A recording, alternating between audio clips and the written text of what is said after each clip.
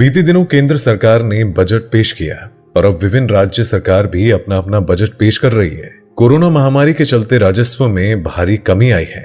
ऐसे में सरकारों को विकास कार्यों पर खर्च करने के लिए कर्ज भी लेना पड़ा है। लेकिन क्या आपने कभी सोचा है कि जब सरकार देश में ही करेंसी छापती है तो फिर सरकार कर्ज क्यों लेती है? तो ऐसे में सरकार ज्यादा करेंसी छाप कर ही विकास कार्य क्यों नहीं कर लेती? आइए हम आपको इसके बारे में अच्छे से बताते हैं और इसका आपको जवाब देते हैं। तो आज के इस वीडियो के माध्यम से आपको इसके बारे में काफी डिटेल में जानकारी देने वाले हैं। और दोस्तों, ऐसी ही जानकारी पाते रहने के लिए हमारे चैनल को सब्सक्राइब करके बेल आइकन जरूर दबा दें। तो आइए आगे बढ़ते हैं और बताते हैं शुरू से। पिछले कुछ दिनों से 2000 रुपए के नोट को लेकर काफी चर्चा हो रही है। एक और तो कहा जा रहा है कि सरकार इस नोट को बंद करने की तैयारी में है, और वहीं दूसरी ओर ये भी सुनने में आ रहा है कि 2000 रुपए के नोटों की छपाई आरबीआई ने कम कर दी है। हालांकि अभी तक सरकार की ओर से इस पर कोई बयान नहीं आया है। लेकिन इन चर्चाओं से दूर अगर नोटों की छपाई को लेकर बात करें तो अक्सर लोग पूछते हैं कि क्या सरकार अपनी मनमर्जी के मुताबिक नोट छाप सकती है? और यही सवाल गूगल पर भी काफी ढूंढा जाता है। अगर आपके मन में भी यह सवाल आता है कि जब सरकार को ही नोट प्रिंट करने हैं तो ऐसे में सरकार ढेर सारे नोट छाप कर देशवासियों को करोड़पति क्यों नहीं बना देती? और जब सभी करोड़पति हो जाएंगे तो देश से अपने आप ही गरीबी दूर हो जाएगी। और शायद आप ऐसा जरूर सोचते होंगे, लेकिन जब सरकार ढेर सारे नोट छापने लगेगी तो ऐसे में अमीर भी गरीब हो जाएंगे। अर्थशास्त्री बताते हैं कि कोई भी देश अपनी मर्जी से नोट नहीं छाप सकता है। नोट छापने के लिए नियम कायदे बने हैं। अगर देश में ढेर सारे नोट छपने लगे तो अचानक सभी लोगों के पास काफी ज्यादा पैसा आ जाएगा और उनकी आवश्यकताएं भी बढ़ जाएंगी। इससे महंगाई 7वें आसमान पर पहुंच जाएगी। और सरकार एक तय सीमा से ज्यादा करेंसी इसलिए नहीं छापती है क्योंकि इससे देश में महंगाई बढ़ सकती है।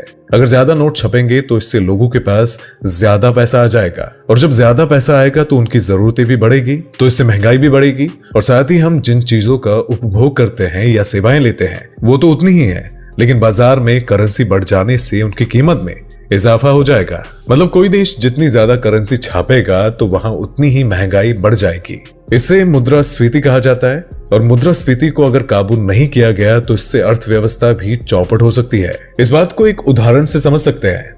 मान लीजिए सरकार ने खूब सारे पैसे छाप दिए हैं और देश के हर नागरिक के पास लाखों रुपए की संपत्ति हो गई है। लेकिन अब अगर आप बाजार से कोई चीज लेने जाएंगे जिसकी कीमत पहले 50 रुपए थी, तो अब दुकानदार उस चीज को 50 रुपए में क्यों बेचेगा? क्योंकि 50 रुपए की कीमत अब उतनी नहीं रही है जितनी की पहले थी। और साथ ही जब किसी चीज का उत्पादन होगा तो वहां भी उसकी लागत बढ़ जाएगी। तो जब तक प्रोडक्ट मार्केट में आएगा तो उसकी कीमत भी बहुत ज्यादा बढ़ चुकी होगी। मतलब कि अगर ज्यादा करेंसी छापी जाएगी तो फिर छोटी छोटी चीजों के दाम जैसे कि 5-10 रुपए है तो वो ज्यादा करेंसी छपने की स्थिति में सैकड़ों हजारों में पहुंच जाएगी।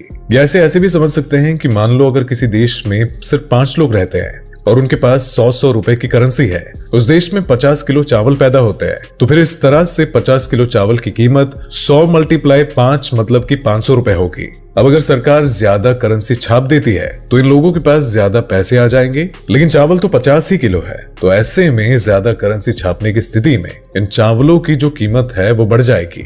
ज्यादा मात्रा में करेंसी की छपाई से उस देश की करेंसी डी वैल्यू हो जाएगी।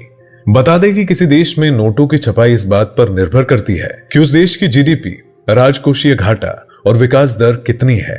इन सभी बातों का ध्यान रखते हुए देश की सरकार और केंद्रीय बैंक इस बात का फैसला करते हैं कि कब और कितने नोट छापे जाने हैं। इसके बाद बात करते हैं भारत में कहां नोट छपते हैं। भारत में नोटों की छपाई 4 प्रेस में होती है। महाराष्ट्र के नासिक और मध्य प्रदेश के देवास प्रेस में नोट छापे जाते हैं। सुरक्षा प्रिंटिंग और meeting corporation of India limited की देखरेख में यहाँ नोट छपाई का काम किया जाता है। इसके अलावा 2 अन्य प्रेस कर्नाटक के मैसूर में और पश्चिम बंगाल के सलबोनी में स्थित है। आरबीआई नोट मुद्रण प्राइवेट लिमिटेड के स्वामित्व में यहाँ नोट छपाई का काम होता है। इसके अलावा मुंबई, कोलकाता, हैदराबाद और नोएडा में सिक्के यानी कि कॉइन ढालने का काम किया जाता है। कहां से आते हैं नोट छपाई के पेपर और स्याही? मध्य प्रदेश के होशंगाबाद में सरकार द्वारा संचालित एक सुरक्षा पेपर मिल है। यहीं से भारत की सभी 4 प्रेसों के लिए नोट बनने में इस्तेमाल होने वाले विशेष मुद्रा कागज की आपूर्ति की जाती है। इसके अलावा काफी मात्रा में इन कागजों का दूसरे देशों से आयात भी किया जाता है। नोट छापने के लिए ऑफसेट स्याही का निर्माण मध्य प्रदेश के देवास स्थित बैंक नोट प्रेस में होता है। जबकि नोट पर जो उभरी हुई छपाई नजर आती है उसकी स्याही सिक्किम में स्थित स्विस फर्म की यूनिट सिक्पा SICPA में बनाई जाती है। 200, 500 और 2000 रुपए के नोट छापने पर कितना खर्चा आता है? आरबीआई 1 रुपए के नोट को छोड़कर सभी करेंसी नोट को प्रिंट करती है। अपनी वार्षिक रिपोर्ट में आरबीआई ने कहा कि 200 रुपए के एक नोट को छापने पर 2.93 रुपए खर्च होते हैं। वहीं 500 रुपए की प्रिंटिंग कॉस्ट 2.94 रुपए और 2000 रुपए के नोट की लागत 3.54 रुपए बैठती है। देश में कितने नोट अभी चलन में हैं? आरबीआई द्वारा जारी आंकड़ों के मुताबिक वित्त वर्ष 2019 में देश में नोटों का सर्कुलेशन 21.1 लाख करोड़ रुपए रहा। वित्त वर्ष 2018 में नोटों का सर्कुलेशन 18.3 लाख करोड़ रुपए था। वॉल्यूम टर्न में सर्कुलेशन में बैंक नोटों की संख्या 108.76 अरब रही, जबकि पिछले वित्त वर्ष में यह संख्या 102.4 अरब थी। अब कई देशों द्वारा तय सीमा से ज्यादा नोट छापने की गलती की गई है, जिसका खामियाजा उन्हें भुगतना पड़ा है। दक्षिणी अफ्रीकी देश जिम्बाब्वे की सरकार ने एक बार बहुत सारे नोट छापने की गलती की थी और जिसकी वजह से वहां की करेंसी की वैल्यू काफी गिर गई थी और हालात ये हो गए थे कि दूध, ब्रेड जैसी बुनियादी चीजों के लिए लोगों को बैग भर भर कर नोट ले जाने पड़े थे। प्रथम विश्व युद्ध के दौरान जर्मनी ने भी इस गलती को किया था और युद्ध के हालात के दौरान विदेशी मुद्रा को खरीदने के लिए ज्यादा संख्या में करेंसी छाप दी। इसका असर ये हुआ कि जर्मनी की अर्थव्यवस्था बदहाली के दौर में पहुंच गई। कुछ समय पहले वेनेजुएला में भी ऐसा ही किया गया और वहां भी हालात काफी खराब हो गए। लोगों को रोजमर्रा की जरूरतों को पूरा करने के लिए भी लाखों रुपए खर्च करने पड़ रहे हैं।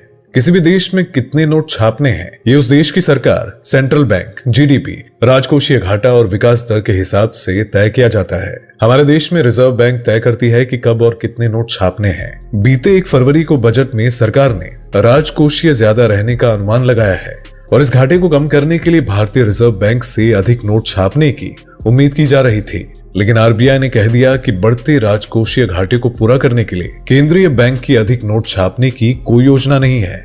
नोटों की छपाई मिनिमम रिजर्व सिस्टम के आधार पर तय की जाती है। ये प्रणाली भारत में 1957 से लागू है। इसके अनुसार आरबीआई को ये अधिकार है कि वो आरबीआई फंड में कम से कम 200 करोड़ रुपए मूल्य की संपत्ति अपने पास हर समय रखे और इतनी संपत्ति रखने के बाद आरबीआई सरकार की सहमति से जरूरत के हिसाब से नोट छापी जा सकती है। किसी भी देश को अमीर बनने के लिए अधिक से अधिक सामान के विनिर्माण एवं उत्पादन और बिक्री की जरूरत होती है और साथ ही सर्विस सेक्टर को भी मजबूत करना होता है। अधिक से अधिक सामान के उत्पादन की स्थिति में अधिक नोट छापना थोड़ा बहुत कारगर सिद्ध हो सकता है।